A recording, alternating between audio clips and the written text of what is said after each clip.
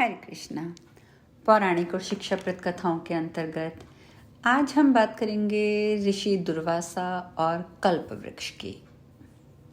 एक समय जब श्री रामचंद्र जी का दर्शन करने के लिए अपने 60,000 शिष्यों सहित दुर्वासा ऋषि अयोध्या को जा रहे थे, ये तब की कथा है।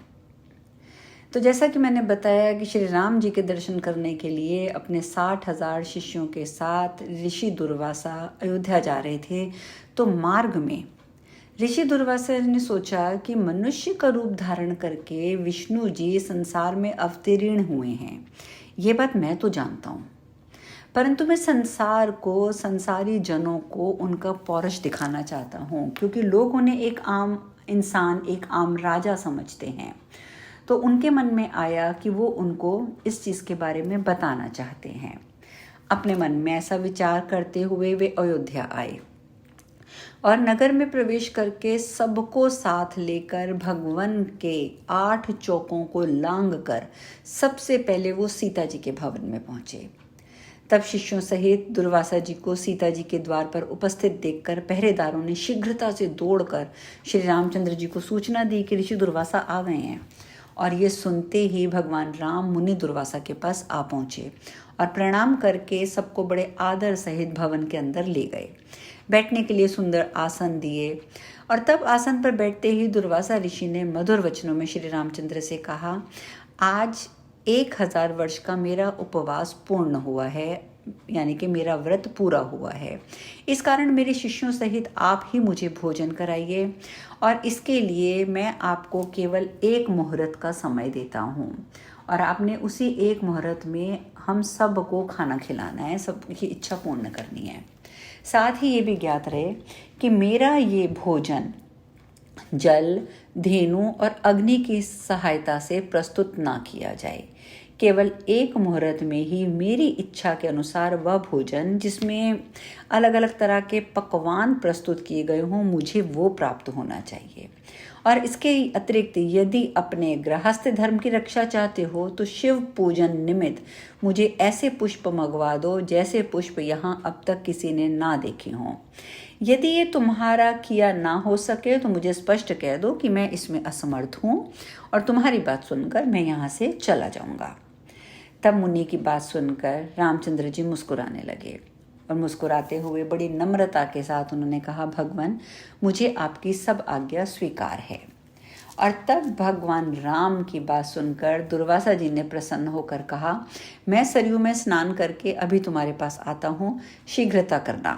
हमारे लिए सब सामग्रियों को प्रस्तुत करने के लिए अपने भाइयों और अपनी धर्मपत्नी सीता को शीघ्रता से कह दो। रामचंद्र जी ने कहा, अच्छा आप जाइए, स्नान करके आइए। अब दुर्वासा जी तो चले गए स्नान करने के लिए और रामचंद्र जी हो गए चिंतित। क्यों हो गए चिंतित? क्योंकि इस समय तो वो मनुष्य योनि में अपने आप को अवतीर्ण करके बैठे थे। लक्ष्मण आदि भ्राता, जानकी तथा सब के सब व्याकुल होकर राम जी की ओर निर्निमेष दृष्टि से देखने लगे कि मुनि ने तो इस प्रकार की ये बड़ी अद्भुत वस्तुएं मांगी हैं, इसके लिए देखें कि अब राम जी क्या करते हैं।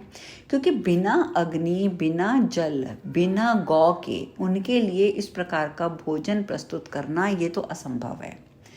तब रामचंद्र जी ने लक्ष्मण जी से एक पत्र लिखवाया, फिर उस पत्र को अपने बाण में बांधकर धनुष पर चढ़ाया और उसे छोड़ दिया और वो बाण वायु के वेग से उड़कर अमरावती में इंद्र की सुधर्मा नामक सभा में जाकर सबके सामने गिर गया।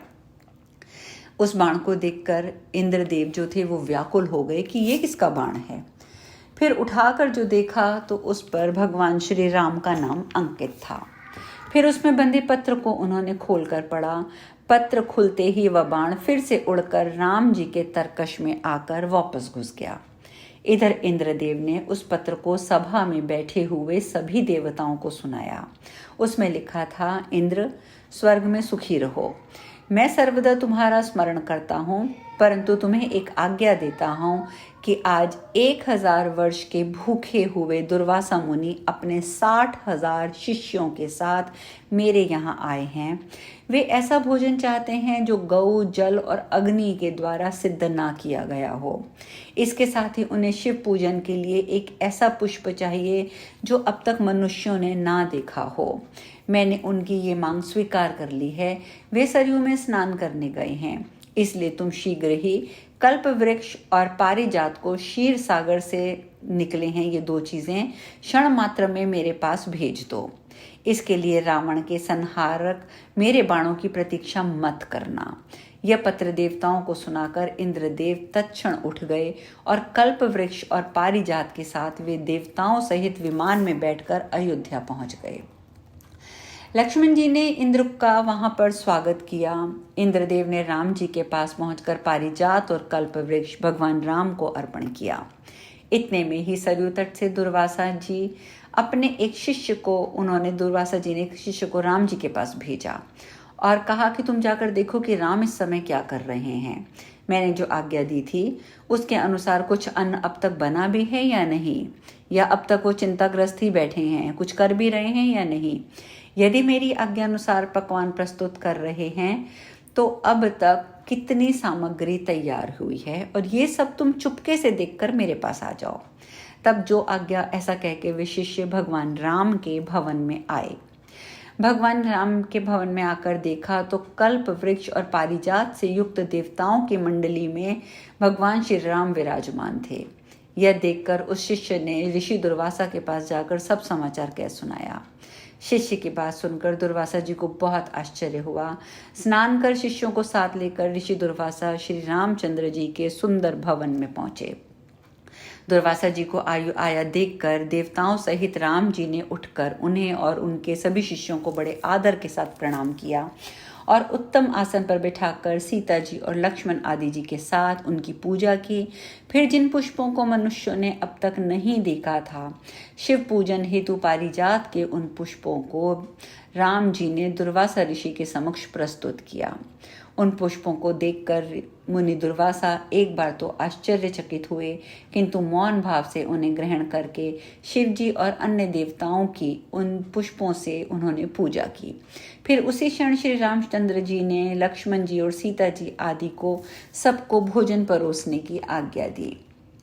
तब दिव्य अलंकारों से विभूषित सीता जी ने कल्प वृक्ष और पारिजात की पूजा करके अनेक पात्रों को लाकर उनके नीचे रख दिया और वह प्रार्थना करते हुए इस प्रकार बोली, हे क्षीर सागर से उत्पन्न होने और देवताओं के मनोरथों को पूर्ण करने वाले कल्पवृक्ष, आज शिष्यों सहित हमारे यहाँ ऋषि दुर्वासा आए हैं, तुम उन्हें संतुष्ट कर दो।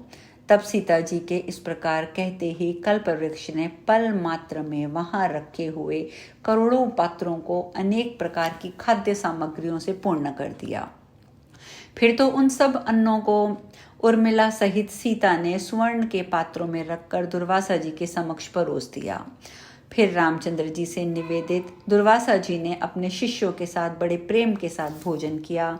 फिर हाथ मुंह धोकर तांबुल और दक्षिणा ली। इस प्रकार से भगवान श्री राम के बारे में वो जो चाहते थे कि वो बाकी सबको भी बताएं, तो इस कथा के द्वारा उन्होंने जगह जगह ये बात प्रसारित की कि मैंने भगवान राम से जो कुछ मांगा, मेरी सभी इच्छाओं को भगवान राम ने पूर्ण किया। तो ये थी दुर्वासा जी की कथा। तो आज हम इस कथा में यहीं विश्राम लेंगे। कल हम नई चर्चा के साथ मिलेंगे। हरे कृष्णा।